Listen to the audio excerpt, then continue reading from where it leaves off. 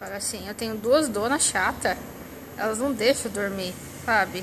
Quando eu vou dormir, elas vêm me encher o saco. Como pode? Fala. Eu quero dormir, mãe. Para de me encher o saco. Para de me encher o saco. Mas eu não aguento. Olha que gordice, gente. Olha. Olha o tamanho da barriga dessa criatura. Ó. Que gostoso essa barriga. Mamilos. Ih, Gustavo. Fica mexendo na minha barriga. Deixa eu dormir. Ih, que bafo. Eu também te amo, eu também te amo. Precisa falar, tá? Sei, eu também te amo.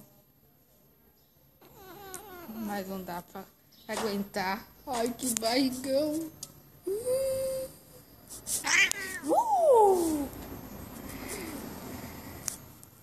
Deixa eu dormir? Eu vou deixar você dormir. Fala tchau. Tchau.